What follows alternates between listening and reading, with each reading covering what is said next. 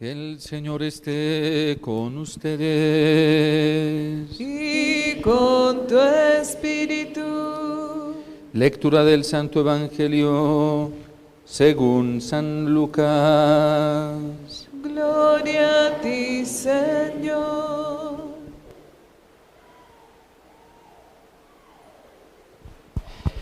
En aquel tiempo dijo Jesús a sus discípulos: un hombre rico tenía un administrador a quien acusaron ante él de derrochar sus bienes. Entonces lo llamó y le dijo: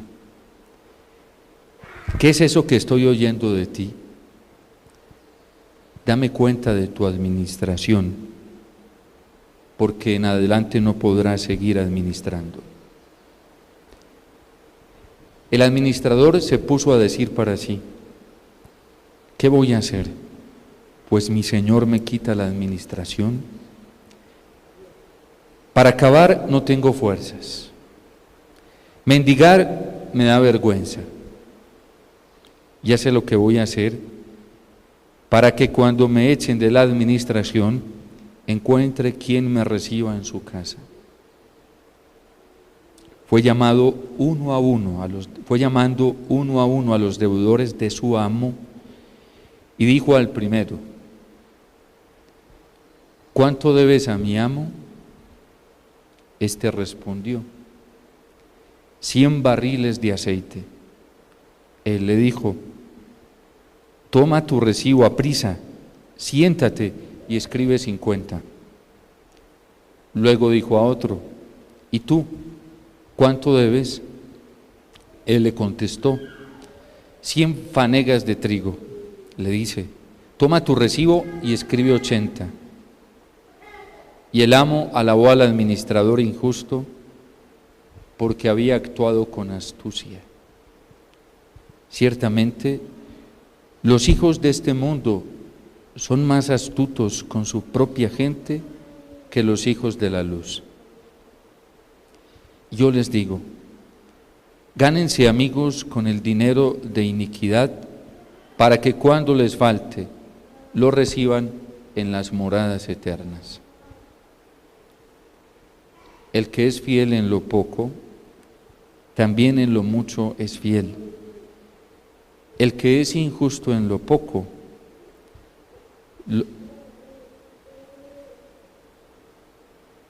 también lo será en lo mucho. Pues si no fueron fieles en la riqueza injusta, ¿quién les confiará la verdadera? Si no fueron fieles en lo ajeno, lo de ustedes, ¿quién se lo dará?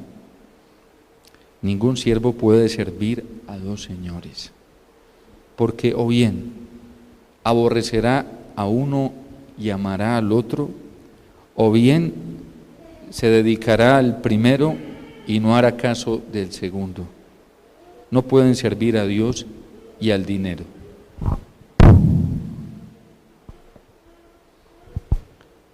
Palabra del Señor. Gloria a ti, Señor Jesús.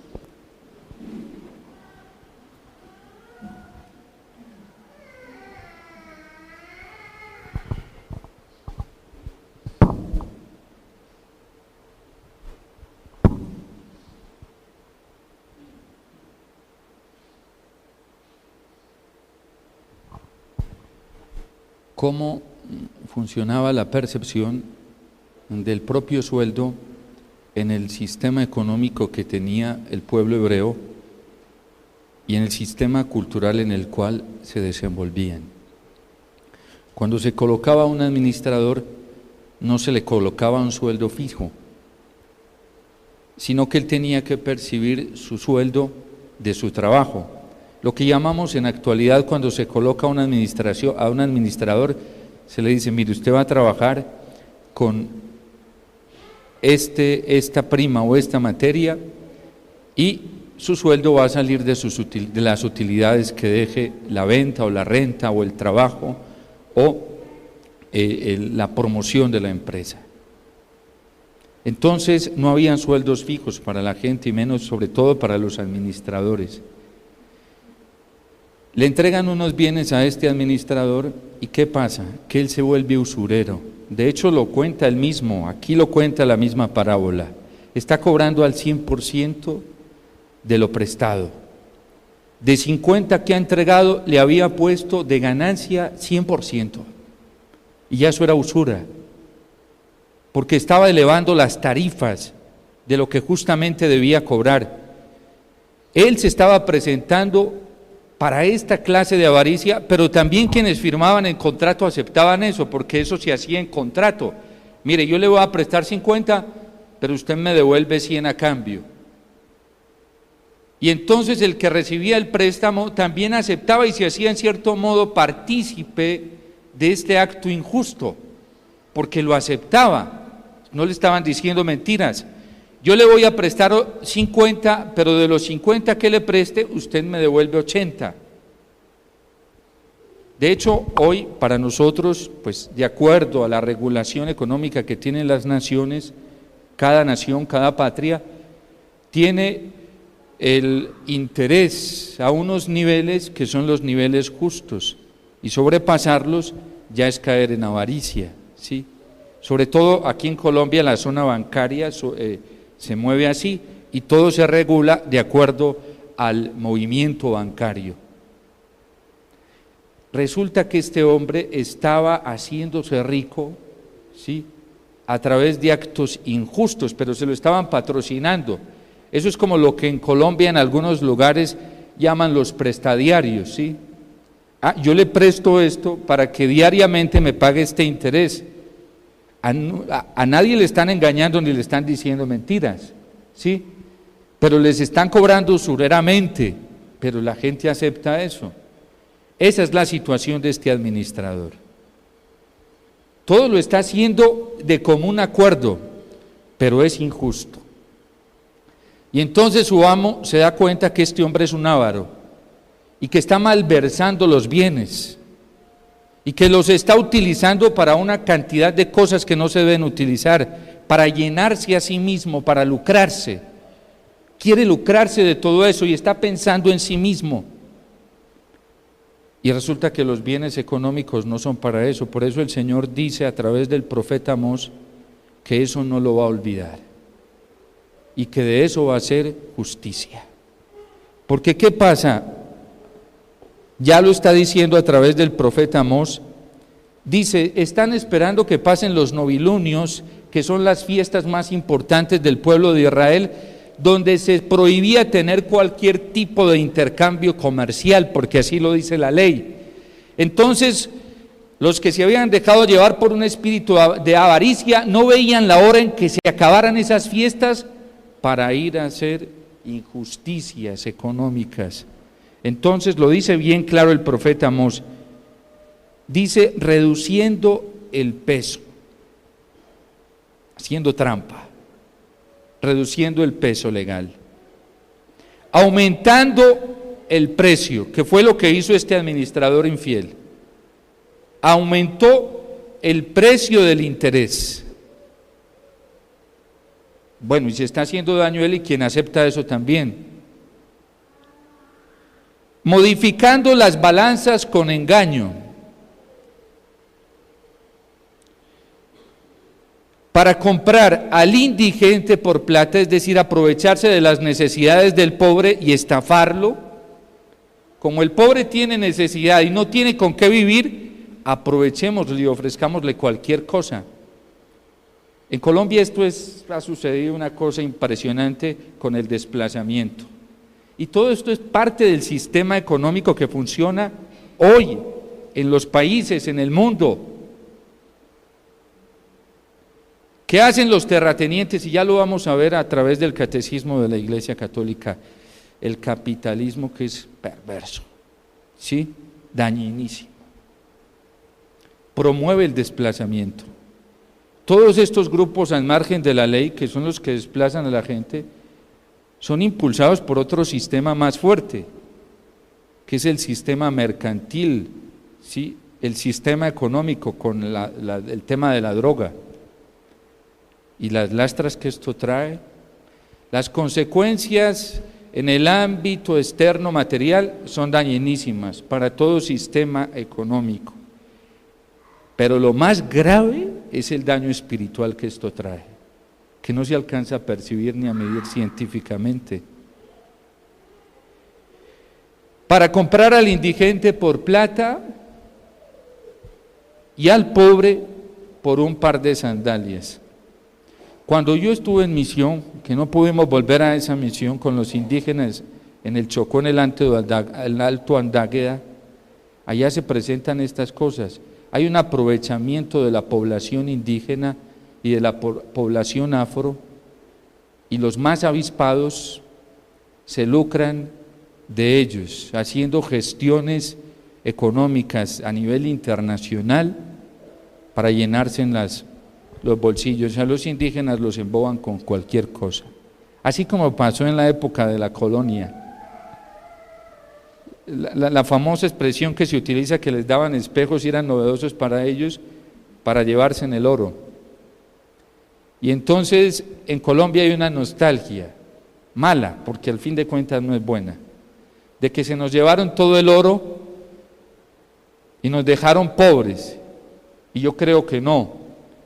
Se nos llevaron el oro, pero nos dejaron ricos, nos dejaron el tesoro de la fe, que no se compra con todas las toneladas de oro que se hubieran podido llevar de acá. Quien lo aprovechó, y quien no, no. ¿Sí? Los que vivimos hoy bajo el tesoro de la fe, tenemos la riqueza más grande que cualquier oro, que cualquier peso, que cualquier plata. Esta es la situación que el Señor está denunciando a través del profeta Amós.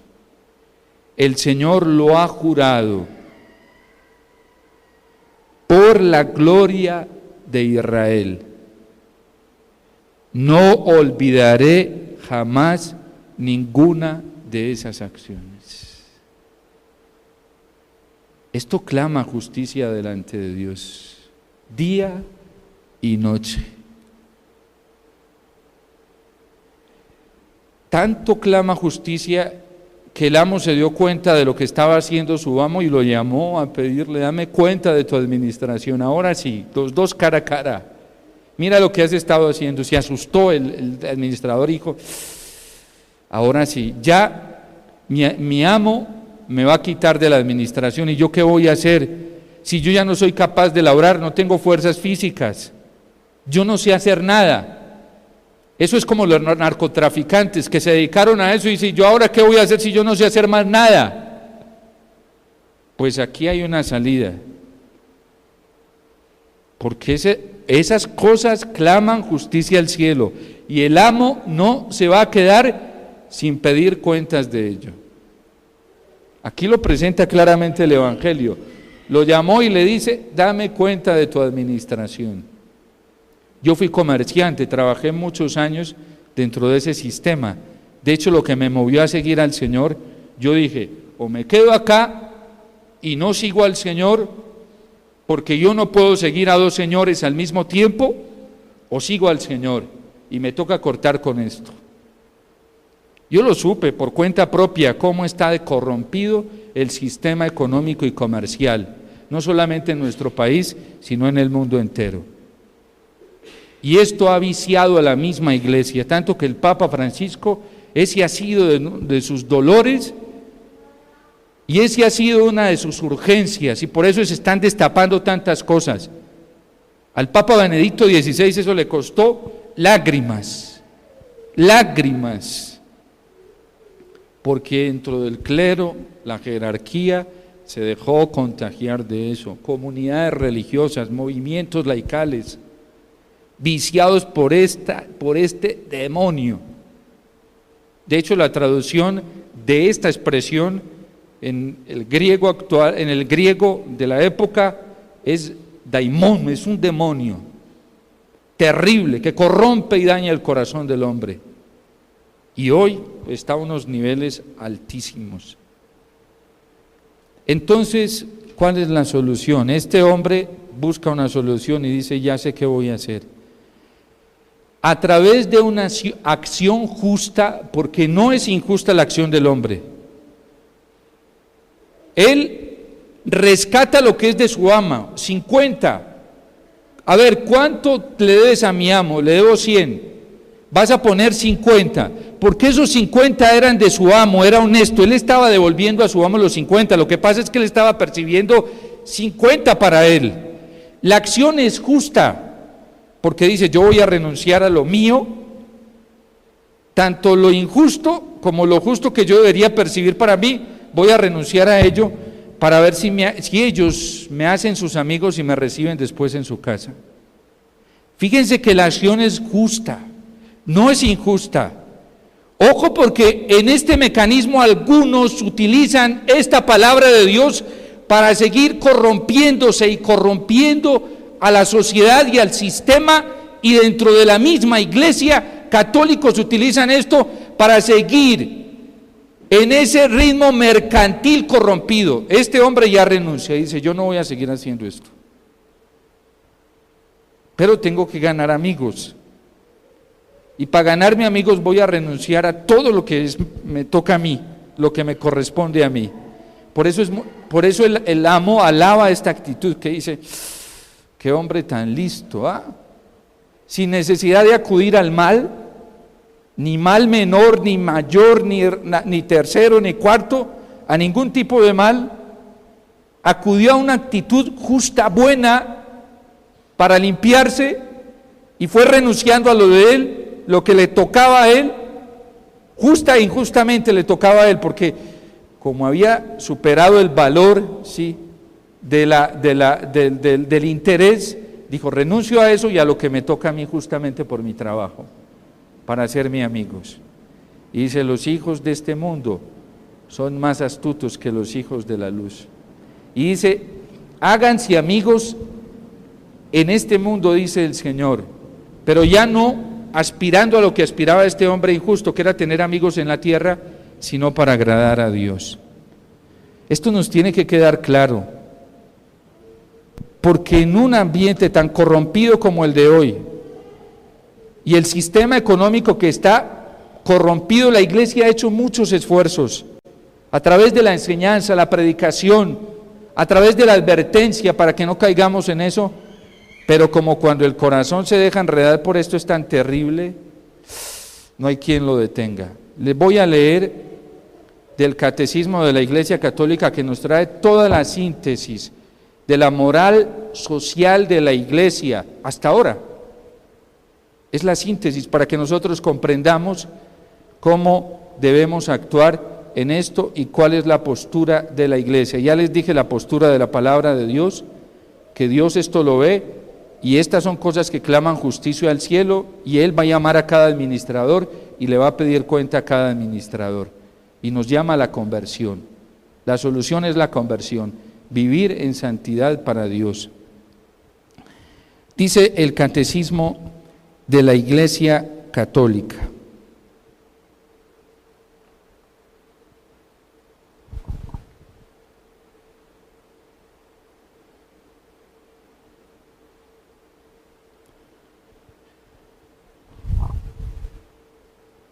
la doctrina social de la Iglesia propone principios de reflexión, extrae criterios de juicio, la Iglesia juzga, extrae los criterios y los expone a la hora de actuar en el sistema económico, da orientaciones para la acción, para vivir en un mecanismo justo, virtuoso, bueno, del cual podamos darle buena cuenta al Señor. Todo sistema según el cual las relaciones sociales deben estar determinadas enteramente por los factores económicos resulta contrario a la naturaleza de la persona humana y de sus actos.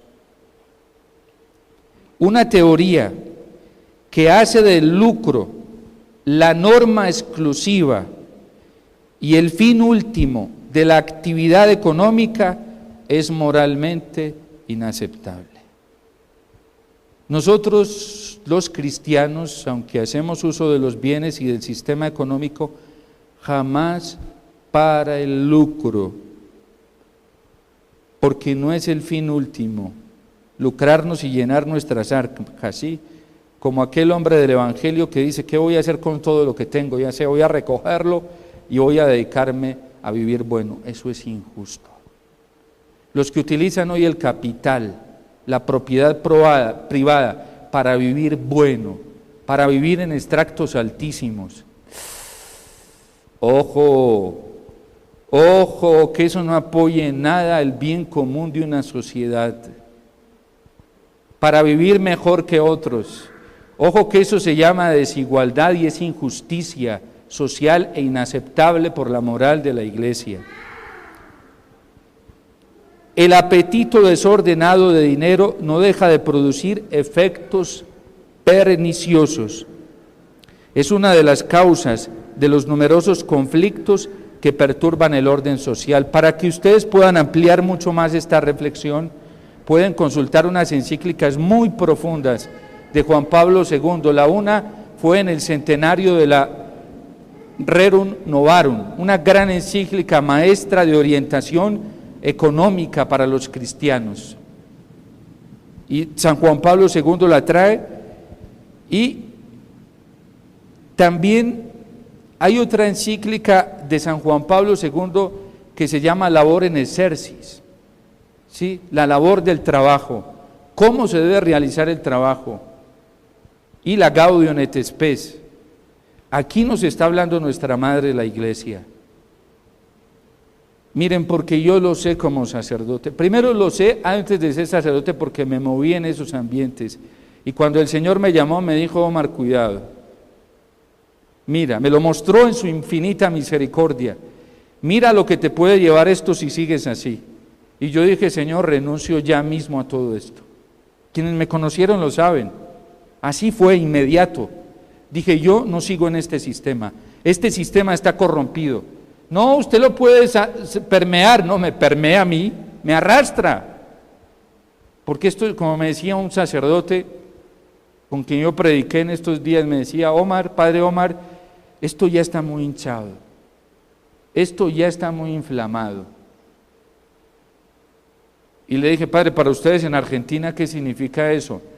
Me dice que ya esto no lo desinfla a nadie, solo el Señor. Y nuestra tarea es volver al Señor. La conversión es la única salida. Dios sí nos está ofreciendo un camino de esperanza, y es convertirnos, volver a Él, porque esto ya está muy inflamado. Imagínense, se metió hasta el Vaticano, y es público. El Papa no ha tenido, menos mal el Papa Francisco ha sido muy justo en eso, y muy franco, y en asumir esa situación con humildad, con valentía y con verdad. ¿Acaso no estaba padeciendo la Iglesia ahorita todo esto con la malversación de la administración de las ofrendas del óbolo de San Pedro? Pues no lo digo yo, el Papa Francisco lo ha reconocido y ha pedido perdón por ello. Y nos ha pedido a nosotros los católicos que nos pongamos la mano en el corazón y que no sigamos en ese mismo sistema. Un sistema que sacrifica los derechos fundamentales de la persona y de los grupos en aras de la organización colectiva de la producción es contrario a la dignidad del hombre. Los derechos de la persona no se pueden sacrificar en ninguna instancia. Miren lo que hacían los apóstoles, es bellísimo. Iban y recogían bienes, y el que más tenía iba y se lo entregaba a los apóstoles, y los apóstoles eran los que administraban, de modo que nadie pasara necesidad.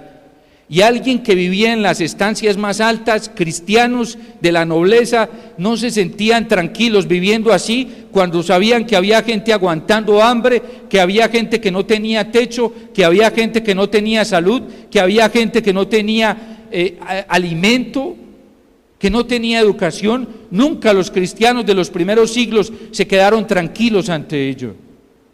El mismo San Pablo nos da ejemplo de las recolectas que recogía y con afán iba y se las llevaba a los apóstoles a Jerusalén. No podemos seguir viviendo así. Miren, hoy dentro de la iglesia hasta la jerarquía, hasta a nosotros los sacerdotes se nos ha pegado eso. a los pastores, a los religiosos, a las religiosas. En la vida cristiana, movimientos laicales dentro de la iglesia, sí. Pero eso va en contra de la dignidad de la persona humana. Es hora de vivir en la justicia de Dios. San Pablo lo está diciendo, por eso hay que orar por las autoridades, por los reyes, por los que tienen autoridad en una nación, para que corten con este cáncer tan terrible. ¿Qué problema hoy cuando tenemos en la política gente que no está convertida? Gente que no le interesa la justicia social, gente que solo se está buscando a sí mismo y busca solamente el protagonismo de sus instituciones, aún religiosas. Eso es explotar el derecho de la sociedad común. Y lo vivimos en elecciones en Colombia. ¿Por qué? Porque la gente a la hora de las elecciones se puso a ver qué decía la opinión pública, y para la gente hoy tiene más autoridad la opinión pública que las autoridades establecidas verdadera y honestamente y aceptadas por Dios y por la iglesia. A la gente le importó ver qué decían los que opinan sobre el voto, sobre el sufragio del voto, y no fueron a la registraduría, que es la autoridad competente de nuestro país para decirnos cuál es el valor democrático. A la gente ya no le importa eso. Ella está avalada constitucionalmente, la opinión pública no. Pero es que lo dijo este sacerdote, lo dijo este obispo, no importa, pero no están avalados constitucionalmente. Y los católicos nos prestamos para castigar la democracia en Colombia. Y ya les voy a leer, pero no es mío, aquí está el Catecismo de la Iglesia Católica. Toda práctica que reduce a la persona a no ser más que medios con vistas al lucro, esclaviza al hombre, conduce a la idolatría del dinero y contribuye a difundir el ateísmo. No podéis servir a Dios y al dinero.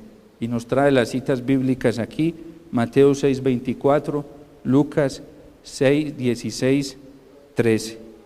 La Iglesia ha rechazado las ideologías totalitarias y ateas asociadas en los tiempos modernos al comunismo o socialismo. Por otra parte, ha rechazado en la práctica del capitalismo, el individualismo y la primacía absoluta de la ley de mercado sobre la ley del trabajo humano. Miren, a Colombia la tiene, y hoy está más grave la situación, a Colombia y al mundo entero, dos fuerzas muy dañinas: el comunismo, que olvida al individuo, se olvida del individuo y le interesa la masa, ¿sí? Ya no hay que buscar los derechos personales, individuales de cada persona, sino de la masa, y lo vemos con Venezuela, ¿sí? Y lo vemos con una cantidad de poderes totalitarios comunistas. Ojo que el totalitarismo solamente se ejerce dentro del comunismo, pero aquí hemos tenido un enemigo terrible, más dañino y camuflado, que es asolapado, y es el capitalismo. ¿Saben qué dijo Gorbachev de Juan Pablo II? Cuando allá los comunistas no lo quieren, acaba de morir, ¿sí? Fue un líder ruso en la época de la Unión Soviética, ¿sí? En la época de oro, ¿sí? Para la Europa occidental, que estaba unida bajo un sistema comunista. Y este hombre abrió las puertas al diálogo. Y sobre San Juan Pablo II tuvo mucho que ver ahí, muchísimo. Era de un sistema comunista ateo. Y este hombre ve que este sistema comunista va a llevar a Rusia y a todos estos países a la caída. Y dice, esto no puede seguir así. Y se abre al diálogo y a los pactos.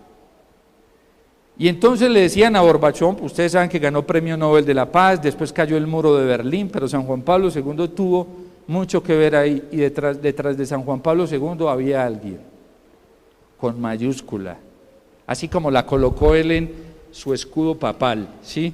Él quería que ella fuera la que comandara su ministerio petrino. Estaba la Virgen.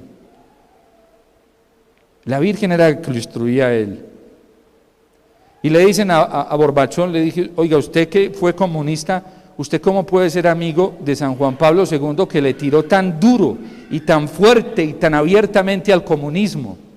¿Usted no escuchaba él cómo le tiró? Sí, yo sé. Que él fue muy fuerte, muy franco, duro con el comunismo. Y le dice, ¿usted cómo puede ser amigo de un hombre así? Dice, es que él, como le tiraba de duro al comunismo, también le tiraba de duro al capitalismo. Y es verdad, ustedes se leen el magisterio social de San Juan Pablo II tal cual. De hecho, San Juan Pablo II llega a decir que la propiedad privada es una hipoteca del pueblo. ¿Ustedes creen que por qué en Europa tenemos el testimonio de santos? Que por ejemplo en pandemia, ¿saben qué hacían los santos sacerdotes? Abrían los templos, porque ya la gente no podía estar en lugares cerrados, pequeños. Abrían los templos en plenas pandemias, retiraban el Santísimo y utilizaban los templos para que la gente se tirara allá a dormir y darles el cuidado que necesitaban en salud, en alimento. Son los derechos básicos de la persona humana. Eso se llama testimonio.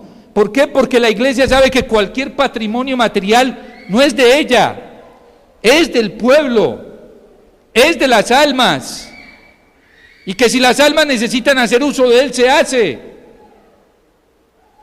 ¿Qué tal que nosotros los religiosos tuviéramos los conventos como si fuéramos los señores de ellos?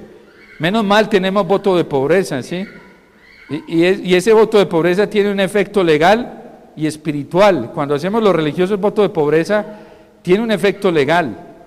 Hay actos administrativos que los profesos perpetuos no podemos hacer porque ya renunciamos a esa capacidad legalmente. ¿Qué tal? Es que en la iglesia el patrimonio, la propiedad privada es hipoteca de los demás. Pero por eso les digo que esto está tan inflado y tan dañado que se nos ha metido a muchos de nosotros. ¿Qué hay que hacer? Conversión. Tenemos que volver rápidamente a Dios. Es el único que tiene la capacidad de manejar nuestro corazón humano, de timonearlo y de llevarlo por la vía de la justicia, de la felicidad, de la alegría, para que vivamos todos en solidaridad, como lo dice San Pablo hoy en la carta a Timoteo.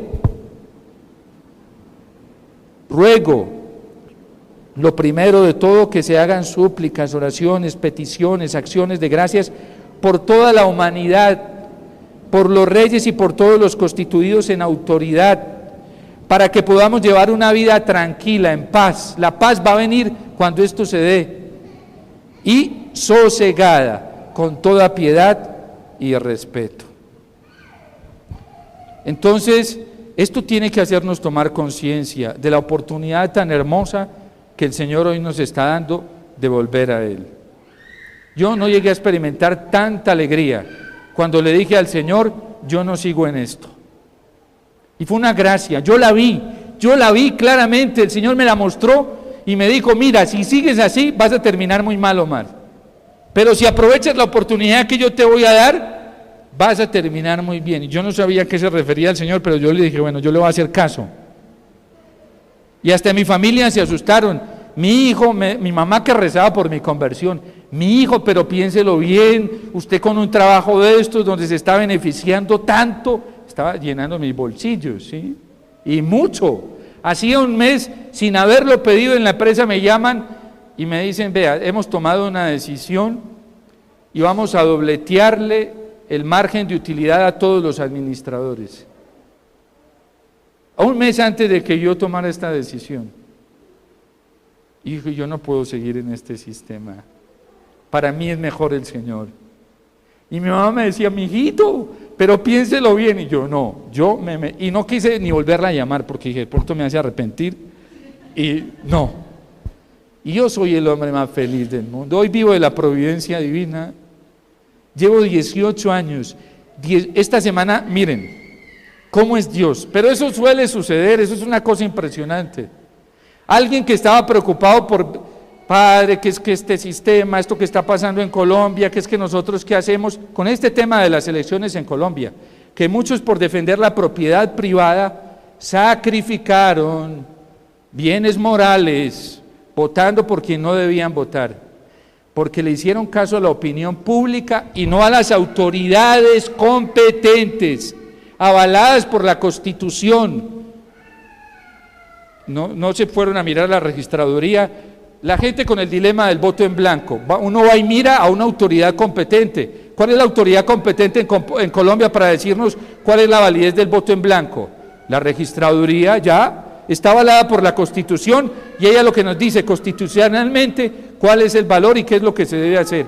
Y la gente con ese dilema y se puso a escuchar la opinión pública. La opinión pública es opinión, por eso se llama opinión. Son teorías, son hipótesis. Lo que nos dicen las autoridades avaladas por el Estado y la Iglesia no son hipótesis. Pero la gente ya no tiene tiempo para eso. ¿Por qué? Porque esto está tan inflado que la gente se deja llevar de la masa. Ese es el sistema comunista, donde haya más número, para allá me voy, para allá, ¿sí? Y les decía que es tan grave este sistema económico de hoy, tan grave, pero eso pasa, miren, cuando fueron a condenar a Jesús, a hacerle el juicio a Jesús, Herodes y Pilatos, que ambos tenían comportamientos y actitudes malas, ¿sí? Los dos, tanto Pilatos como Herodes, ambos estaban corrompidos. Cuando fueron a hacerle el juicio a Jesús, se tiraban la pelotica, Pilato no quiso y le tiró la pelotica a Herodes. Y Herodes dijo, no, yo no, se la tiro a Herodes, la tiro a Pilatos. Se estaban tratando de lavar las manos, buscando cómo lavarse en las manos, porque sabían que lo que estaban pidiendo era injusto. Ellos lo sabían, como gobernadores. Ellos lo sabían claramente. ¿Y saben qué? Eran enemigos los dos, por envidia y por poder. Porque a Herodes lo había puesto el César, y a Pilatos lo había puesto el César, y pues cada uno quería tener más poder y avanzar más en el poder. Entonces se disputaban entre los dos por envidia, y cuando enjuiciaron a Jesús se hicieron amigos. ¿Qué pasó hoy con el sistema económico? El capitalismo dañino, el comunismo dañino, se hicieron amigos, hoy son amigos. Son amigos, caminan juntos. Es que cuando dos personas andan en el mal, llega un momento en que llegan a la unidad y se entienden. Como cuando dos personas andan en el bien, se encuentran y se entienden perfectamente. Eso es lo más grave de esto. Pero la gente no se da cuenta. Ahora, Padre, ¿cuál es la esperanza? La esperanza nos la da el Salmo hoy. Tenemos al Señor. Tenemos al Señor. Miren lo bello que dice el salmista. El Señor se eleva sobre todos los pueblos. Él sí no está corrompido, no está dañado. El Señor no está viciado por nada de esto. Pues por eso terminó muriendo en una cruz. Está libre, limpio. Y además es Él, en griego se le decía a Cristo, se le dice a Cristo el Pantocrator, el emperador, el gobernador, el Señor. Por eso los emperadores comenzaron a tener problema con el cristianismo, porque a Cristo se le daba el título de ellos. Y se hacía la reverencia de ellos y comenzaron a sentir celo y envidia y a matar a los cristianos por esto. Tenemos al Señor y lo tenemos en la Eucaristía. Él es el gobernante verdadero, ante Él debemos nosotros inclinarnos y a Él debemos volver y aquí debemos centrar nuestro corazón. Esa es la esperanza. Por eso la Virgen lo dijo en Fátima: no ofendan más a Dios, que ya está siendo muy ofendido, vuelvan a Dios, conviértanse. Y por eso hay tanta alegría en el cielo, fiesta cuando un pecador, ojo, no sigue en el pecado, se convierte. Porque así lo dice la palabra de Dios. Si no hay conversión, no hay fiesta, no hay alegría, no hay paz. y no hay tranquilidad en la nación, en un pueblo. No nos dejemos engañar. Sigamos al Señor, escuchémoslo a Él. El Señor nos ama, ¿sí? Y quiere que todos nos salvemos y que todos lleguemos al conocimiento de la verdad. ¿Para qué entregar nuestras fuerzas, nuestra vida a estos ídolos que no producen nada? Miren las familias cómo están destruidas. Hay hijos que se quedaron sin padres porque los padres ya no tienen sino tiempo para estar en la empresa, en reuniones de negocios, esposas que se quedaron huérfanas, desposadas, porque hay esposos que ya tienen otra amante, que es el dinero, eso también es un amante, y eso es una forma de adulterio, ¿sí? Y esposos que solamente llegan a buscar a las esposas cuando quieren satisfacción carnal. Para eso está haciendo este sistema económico de hoy. Hijos que se están quedando sin las mamás porque las mamás ya el rol cambió. Este sistema lo hizo. Sacó a las mamás de los hogares. Porque es que también ellas también tienen derecho a participar en la vida pública. Y entonces, ¿y los niños que les hace falta el vínculo materno? ¿Y qué es tan importante en los primeros niveles de desarrollo a nivel psicológico? ¿Cómo vamos a reparar eso? Una cantidad de jóvenes, cada que voy a predicar retiro solo por sanación de esto, la gente cae en llanto, los jóvenes en llanto. Solamente mencionarlo en una oración de aquellas ausencias maternas, los primeros años de vida, cuando se ora por concepciones que no fueron en el amor, sino que lo único que quería papá era tener placer y mamá también y ya, pero no fueron hijos pensados, buscados, queridos, anhelados. Cuando Dios nos conoció y nos amó desde antes de ser concebidos en el vientre materno. Para Dios no surgimos como azar en este mundo, no. Así hayamos nacido como fruto del pecado, fuimos pensados y amados por Dios y fuimos predestinados para una misión. Es lo bonito en Dios. Yo cuando pienso en estas cosas digo, no sé cómo fui concebido, pero me gusta pensarme concebido en Dios. Amado por Dios, justificado por Él, destinado por Él. Y miren, la gente tiene estas heridas, vacíos afectivos a los niveles más altos. ¿Por qué no? Su vida no se desarrolló en el amor de Dios. Y porque otros se robaron ese amor. Y sobre todo este sistema económico se ha robado el amor de los padres hacia los hijos, de las madres hacia los hijos, de los esposos hacia las esposas, de las esposas hacia los esposos, de los sacerdotes también. Se nos robó la dicha a muchos de nosotros, a los religiosos, a las religiosas, se nos robó la dicha de las alegrías de ser escogidos, amados por el Señor y de buscar el reino de Dios. Tan tremendo es esto y tan inflado, tan hinchado está, que la gente se deja llevar así, sin darse cuenta y cada vez más satisfecha, más infeliz, más triste. Dios no. Dios es la mayor riqueza, el mayor regalo, la mayor dicha, la mayor felicidad, la mayor esperanza. Nunca se acaba. Nunca se acaba. Y si lo miramos a Él desde esta tierra, pues nos tiene una mansión muy tremenda en el cielo. Así nos lo dijo en el Evangelio de San Juan: no estén tristes, no se acongojen, voy a prepararles un lugar. Y cuando se los tenga preparados volveré y me los llevaré conmigo, para que donde yo esté, estén también ustedes. En la casa de mi Padre hay muchas mansiones para ustedes. Esa es la promesa del Señor. Volvamos a Él, no nos dé miedo, porque esto, dice el Papa Benedicto, es luchar contra corriente, y es verdad, ¿sí? Eso es verdad, es meterse contra corriente, pero mejor, porque si la corriente del mundo nos ataca, nos empuja más rápidamente hacia el Señor. Y cuando lo encontramos a Él, encontramos la dicha más grande, más plena. Dios te salve María, Llena eres de gracia, el Señor es contigo. Bendita tú eres entre todas las mujeres, y bendito es el fruto de tu vientre, Jesús. Santa María, Madre de Dios, ruega por nosotros pecadores, ahora y en la hora de nuestra muerte. Amén.